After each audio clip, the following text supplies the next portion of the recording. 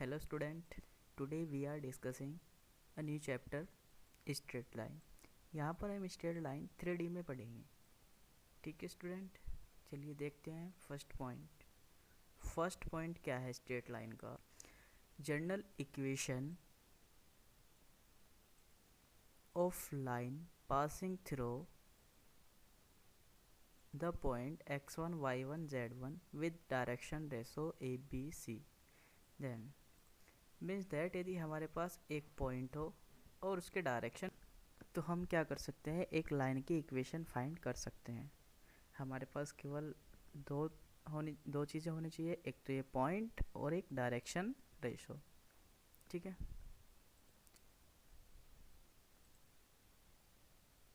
यदि हमारे पास direction ratio नहीं है, डायरेक्शन कोसाइंस है,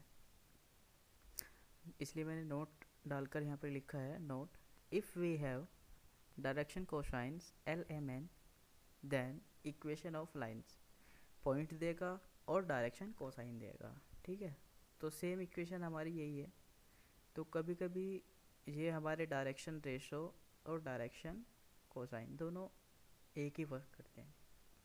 दोनों की इक्वेशन यहाँ पर कैसी होगी, सेम, डायरेक्शन रेशो हो चाहे डायरेक्शन कोसाइन हो। एक एग्जांपल देखते हैं। Find the equation of straight line passing through the point 2, 5, 3 and direction ratios are 2, 3, 1 respectively। एक लाइन की इक्वेशन फाइंड करनी है, एक पॉइंट दिया हुआ है और डायरेक्शन रेशो दी हुई है। पॉइंट यानी x1 y1 z1 की वैल्यू दी है और डायरेक्शन रेशो यानी a b और c की वैल्यू दी है। ठीक है, सॉल्यूशन देखते हैं। We know that the equation of straight line is, हम जानते हैं स्ट्रेट लाइन की इक्वेशन क्या होती है, x minus x1 upon a is equal to y minus y1 upon b is equal to z minus z1 upon c. ठीक है, तो ये हमारी होती है लाइन की इक्वेशन। इसमें हम वैल्यू पुट करेंगे x1 y1 z1 की और a b और c की वैल्यू। जैसे हम वैल्यू पुट करते हैं तो हमारे पास उस लाइन की इक्वेशन आ जाएगी। नेक्स्ट पॉइंट है हमारा, इम्पोर्टेंट पॉइंट है और इस पर क्वेश्चन भी आते हैं एग्जाम में। How to find the image of the point x1 y1 z1 in the plane ax plus by plus cz plus d is equal to 0। Means that हमें एक पॉइंट दिया हुआ है और एक प्लेन दिया हुआ है। ठीक है, अब हमें क्या करना है, इस पॉइंट की इमेज फाइंड करनी है। देखिए इस पिक्चर को देखिए, ये हमारे पास क्या है, एक प्लेन है और इस प्लेन की क्या है, ये इक्वेशन है। एक मैंने पॉइंट मान लिया R और एक पॉइंट उसने दिया हुआ है यहाँ पर P, x1 y1 z1। ठीक है, तो इसकी इमेज कैसे फाइंड करती है, देखते हैं स्टेप वाइज। मतलब हमें क्या करना है, इस क्यू के कोऑर्डिनेट फाइंड करने, तो वो कैसे होंगे। सबसे पहले देखते हैं step first, to find the direction cosines of a line perpendicular to plane first. इस प्लेन को मैंने प्लेन नंबर फर्स्ट मान ली, इक्वेशन नंबर फर्स्ट मान ली। और तो यहाँ से डायरेक्शन कोसाइंस क्या हो जाएंगे इसके, भाई जो a b c की वैल्यू दी हुई है, ये किसकी वैल्यू हो जाएगी, डायरेक्शन कोसाइन की। तो यहाँ से हमारे पास डायरेक्शन कोसाइन आ जाएंगे, क्योंकि हमें पता है एक लाइन की इक्वेशन बनाने के लिए एक पॉइंट चाहिए और डायरेक्शन कोसाइन चाहिए या डायरेक्शन रेशो चाहिए। तो यहाँ आप इसे डायरेक्शन कोसाइन भी लिख सकते हैं और डायरेक्शन रेशो भी लिख सकते हैं, चॉइस इज योर्स। तो एक पॉइंट उसने दिया हुआ है, यहाँ से हमने डायरेक्शन रेशो या डायरेक्शन कोसाइन हमने फाइंड कर लिए हैं। ठीक है, अब थोड़ी सी जो थ्योरी हमने इसमें लिखी हुई है, इसे थ्योरेटिकल लिखते हैं। For equation of line we have to a point and direction cosines, so we find the direction cosines before. Means that जो हमने ये पहले ही फाइंड कर चुके हैं डायरेक्शन रेशो, ये मैंने यहाँ पर लिखा है। जब एक लाइन की इक्वेशन के लिए हमें क्या चाहिए, डायरेक्शन कोसाइन चाहिए और पॉइंट चाहिए। तो पॉइंट उसने दिया हुआ है और उससे पहले हमें क्या निकालना पड़ेगा, डायरेक्शन कोसाइन। स्टेप नंबर 2 हमारा। Step number 3, let Q be the image of the given point. मैंने ये इस पॉइंट का नाम दे दिया क्यों, कि जो इस पॉइंट है पी, इसकी इमेज कहाँ पर बनेगी, इस प्लेन के नीचे पॉइंट क्यों पर। इसके कोऑर्डिनेट मान लिए x1 dash y1 dash z1 dash, इनकी वैल्यू हमें फाइंड करनी है। और r क्या है, यहाँ पर हमने मिडिल पॉइंट मान लिया है। ठीक है, ये मैंने यहाँ पर लिखा है स्टेप नंबर 3 में। ये थोड़ी सी थ्योरी लिखनी है आपको कि let Q be the image of given point p, point का नाम दे दिया x1 y1 z1, and r be the middle point of line pq। Next step है स्टेप नंबर 4। तो यहाँ से हमें क्या करना है, एक लाइन की इक्वेशन आ जाएगी हमारे पास, क्योंकि हमारे पास पॉइंट भी है, डायरेक्शन रेशो भी है या डायरेक्शन कोसाइन। तो यहाँ से हमने इक्वेशन मान ली, इसे मैंने मान लिया r के इक्वल। तो जब r के इक्वल ले लिया तो यहाँ से देखिए, यहाँ से इस x की वैल्यू फाइंड कीजिए, इस y की वैल्यू फाइंड कीजिए और z की वैल्यू फाइंड कीजिए, एक एक को r के इक्वल रख के। तो यहाँ से x y z की वैल्यू आ जाएगी ये। तो ये जो कोऑर्डिनेट आए x y z, ये किसके कोऑर्डिनेट आए, इस q के। मतलब अब हमें यदि r की वैल्यू मिल जाए तो हमारे पास वो पॉइंट आ जाएगा, उस पॉइंट की इमेज आ जाएगी जो वो हमसे पूछ रहा है। ठीक है, यहाँ पर जो मैंने नाम दिया है इसे x1 dash y1 dash z1 dash, इसे आप ये भी लिख सकते हैं। तो फिर आपको यहाँ पर ये x1 dash y1 dash z1 dash भी से डिनोट कर सकते हैं। तो हमारे पास q के कोऑर्डिनेट्स आ गए r की टर्म में, स्मॉल r।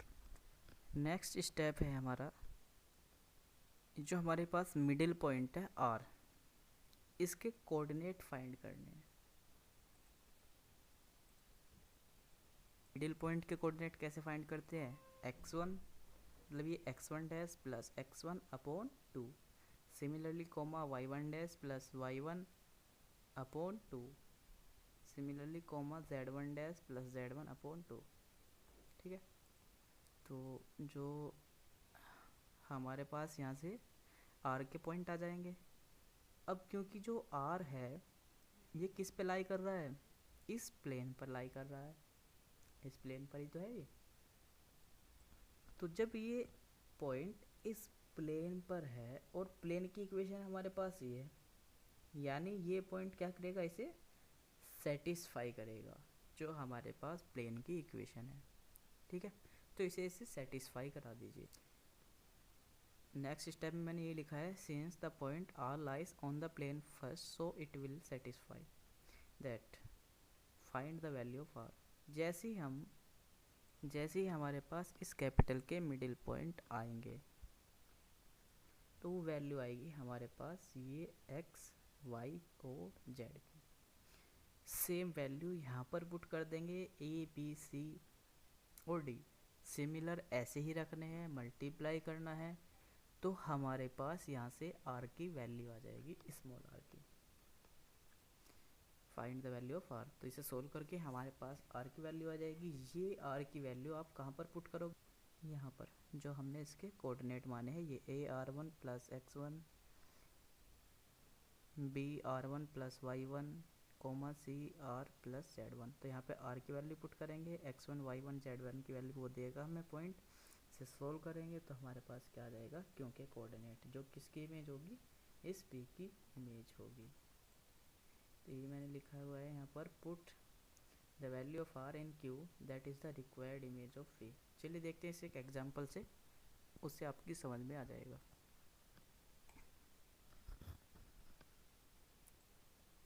एक एग्जांपल दिया है, find the image of the point 1 3 4 in the plane 2x minus y plus z plus 3 is equal to 0। तो एक पॉइंट दिया हुआ है, एक प्लेन की इक्वेशन दी हुई है। तो ये प्लेन है हमारा, इसकी इक्वेशन ये है और ये पॉइंट मान लिया, और एक मैंने यहाँ पर पॉइंट मान लिया क्यों, जो इसकी क्या है, इमेज है। ये r क्या है, इन दोनों का मिडिल पॉइंट है। ये हमें थ्योरी के रूप में यहाँ पर लिखना है। तो सबसे पहले जो हमने ये प्लेन दिया हुआ, उसने इक्वेशन नंबर क्या कर लिया, मैंने इसे फर्स्ट मान लिया। तो यहाँ से हम क्या करेंगे, इसके डायरेक्शन कोसाइन फाइंड करेंगे। डायरेक्शन कोसाइन क्या होंगे इसके, ये डायरेक्शन रेशो, तो आप दोनों बोल सकते हैं। तो ए ये यहाँ पर इसके कोफिशिएंट में क्या होगा 1 यानी माइनस के 1, यहाँ पर कोफिशिएंट में क्या होगा 1, तो यानी 2 माइनस के 1 और 1, तो ये हमारे पास क्या आ गया डायरेक्शन कोसाइन। पॉइंट उसने हमें दिया हुआ है, ठीक है। जैसा कि हम स्टेप वाइज देख, तो हमारे पास डायरेक्शन कोसाइन आके पॉइंट दिया हुआ है, तो जो हमारे पास फर्स्ट स्टेप और सेकंड स्टेप दोनों हो चुके हैं।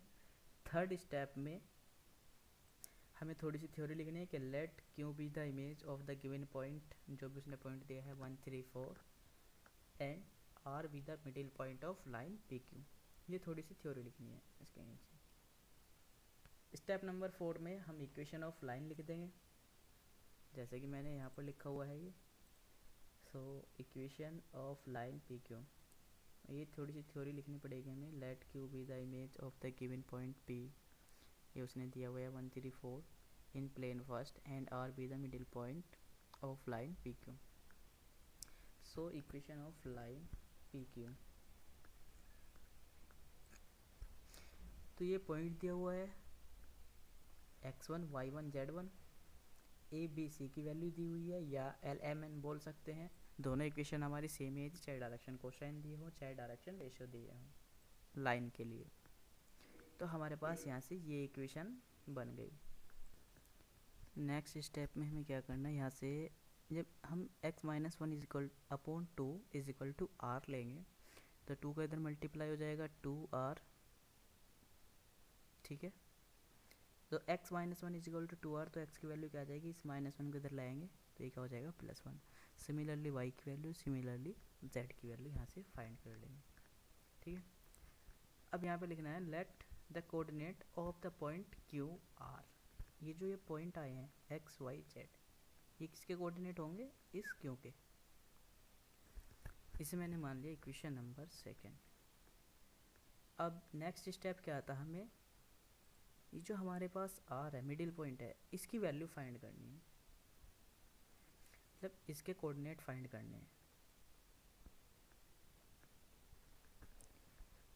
तो यहाँ से हमारे पास कोऑर्डिनेट आ गए।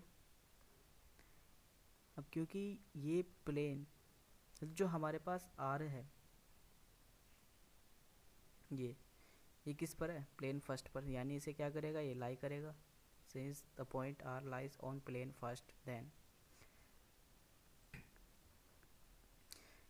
तो ये वैल्यू आप यहाँ पर पुट करेंगे, आर की वैल्यू -2 पुट करेंगे, मतलब जब इसे सोल्व करेंगे तो आपकी वैल्यू कितनी आ जाएगी, आर की वैल्यू -k2।